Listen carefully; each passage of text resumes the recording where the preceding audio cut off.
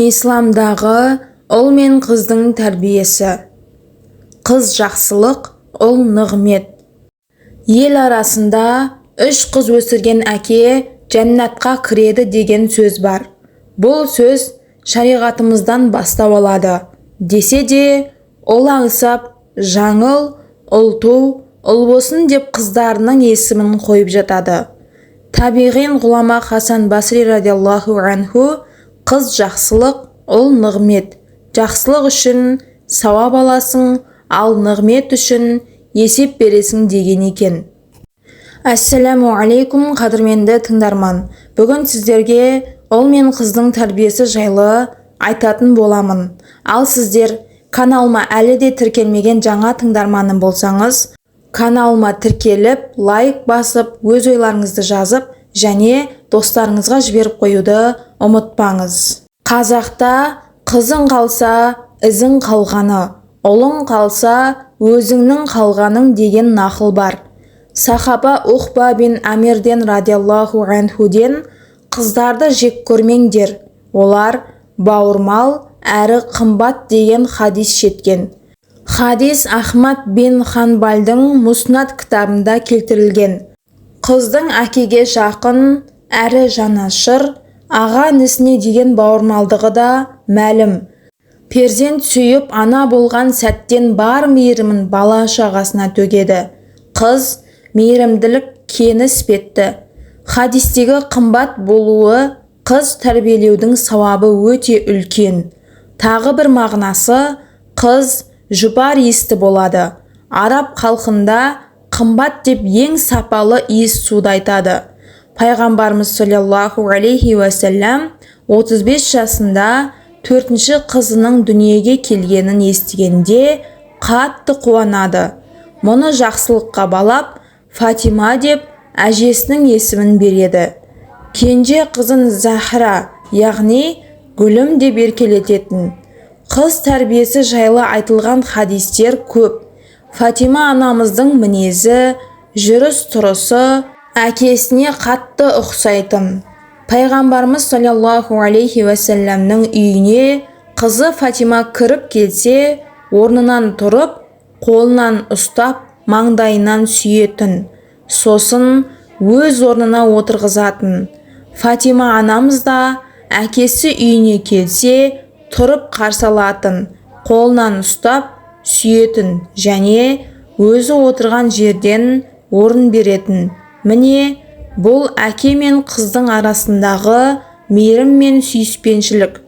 Хадис ғалымы Яқуб бин Бұхтан былай дейді: менің 7 қызым бар. Әр қызым туғанда еңсем түсіп отыратын. Ахмад бин Ханбал: ей Яқуб, пайғамбарлар да қыздардың әкесі болған деп құттықтап еңсемді көтеріп кететін дейді. Шура сүресінің 49-шы аятында кімге қаласа қыз сыйлайды, кімге қаласа ұлдар береді. Ғалымы Алуси Рух Мағани тәпсір еңбегінде кісі бала шағасына бір нәрсе берсе, ең әуелі қызынан бастағаны құп саналады деген. Мұса пайғамбардың қиссасында Шұғайып ауылын бас сауғалап барғанда, ақсақал жас жігітке жалшы боп жұмыс істеуді бұйырады. Осылайша 10 жылға жуық Мұса пайғамбар қой баққан. Бұл оқиғаның мың хикметінің бірі Алла тағала қыздардың әкесіне осылайша құрмет көрсеткен деседі. Алайда исламға дейін араб қоғамында қыз тағдыры өте ауыр болатын. Бұл құбылысты Құран кәрімде егер олардың біреуі қызбен сүйіншіленсе, әйелінің қыз тапқанын естісе, оны ашу қысып, беті қап-қара боп түнереді деп суреттейді. Нахл сүресінің 58-ші аятында. Қыз маңдайындағы бұл қасірет тек араб қоғамында емес, басқа халықтарда жан төзгісіз күйде еді. Әйелге теңдік бермек болған кешегі кеңестік қоғам әйел еркекпен тең деп, нәзік жандылардың табиғатымен еш санаспай, ауыр жұмысқа жегіп жіберді. Ер азаматтармен қатар ғұламалар Қызға 4 ер азамат жауапты. Әкесі, аға інісі және күйеуі дейді. Бұл шариғаттың қамқорлығы дініміз бен дәстүріміздегі әйелдің теңдігі мінсіз. Әбу Сағид Худри радиаллаху анху риуаят еткен хадисте кімде кімнің 3 қызы болып, оларға тәрбие беріп, тұрмысқа берсе, әрі жақсылығын тоқтатпаса, оның жәннаты бар делінген. Бұл риуаят Әбу Дауд еңбегінде хадис 3 қыздың әкесіне қатысты. Оларға қамқорлығы мен жылуын сыйлап, лайықты дәрежеде тәрбие берсе, бойжеткен уақытында теңіне ұзатса, мұнан кейін де қызының хал жағдайына алаңдап жүрсе, ол әке жәннаттық. Пайғамбарымыз саллаллаху алейхи уәсәләм қызды жаман жерге ұзату қиянат екендігін айтып, кім қызын пасыққа тұрмысқа берсе, қызымен ата-аналық қатынасын үзгені деп кесіп айтқан. Қазақ қыз қонақ, жат жұрттық деп жатады. Қыз бойжеткен соң тұрмыс құрып бөтен үйдің түтінін түтетері анық. Алайда қыздың құтты жерге қонып, бағы ашылуы үшін ата-ана жауапты. Сонымен қатар, әкесі марқұм болып әпке қарындасына қамқор болған азаматқа да осы жақсылық бұйырады. Өйткені қыз тәрбиесі ұлт тәрбиесі. Қызы бетімен кеткен ұлттың болашағы бұлыңғыр.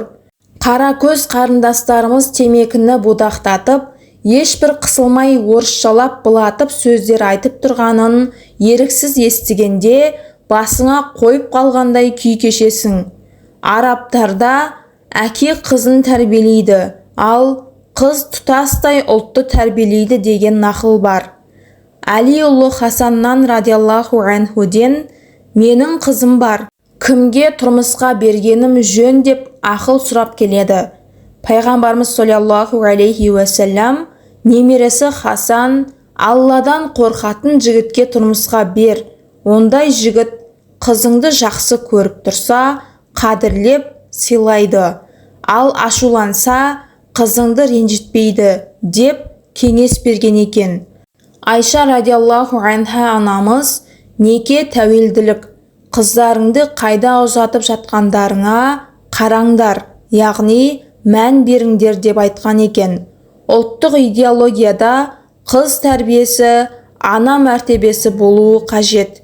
Қазақта дау қарындастан жесір дауы деген мәселелер әйелдің тағдырына ерекше қарағанын көрсетсе керек.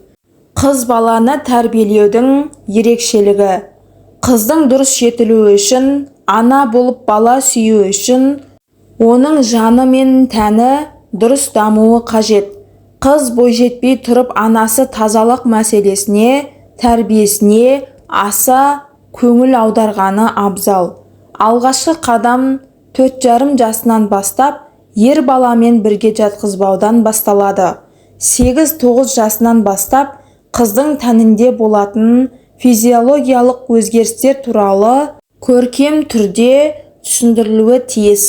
Осы ретте тазалық тақырыбын ислами негізінде білу шарт. Өйткені перзент ата-анаға Алланың берген аманаты, әрі сыйы. Халық даналығында ел болам десең бесігіңді түзе дейді.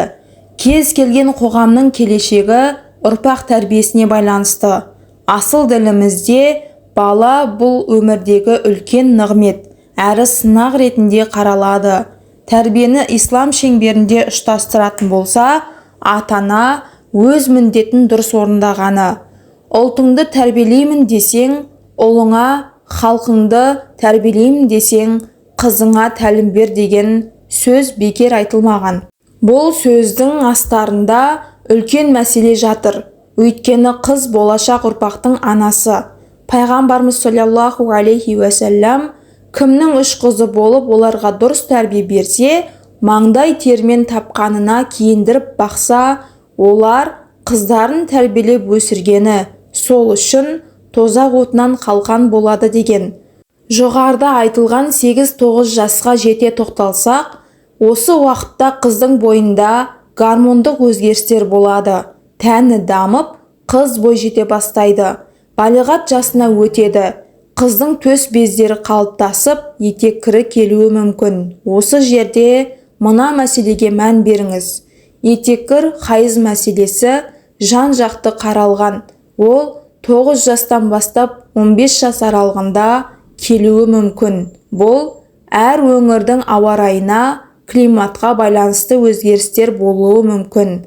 Араб өңірлері күн ыстығынан 9 жасынан хайыз қанын көріп балиғатқа жетсе, Қазақстанда 10-11 жас аралығы болады екен. Ал 15 жасқа дейін мүлдем қан көрмесе, ол жаста қыз балиғатқа толды деп есептеледі. Әрбір ана осы тақырыпты өзі толық түсініп, сосын қызына түсіндірсе дейміз. Балиғат жасына толған қыз бала исламдағы құлшылықтармен қатар әурет жерін жауып жүруі парыз етіледі. Келесі мәселе жатыр тақырыбы.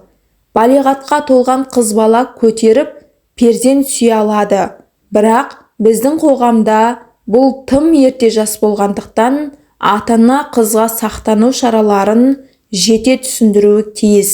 Яғни, тұрмыс құрып бала сүю, тазалықты сақтау, ер баламен жақындаспау секілді нәзік тақырыптар міндетті түрде үйде айтылуы тиіс.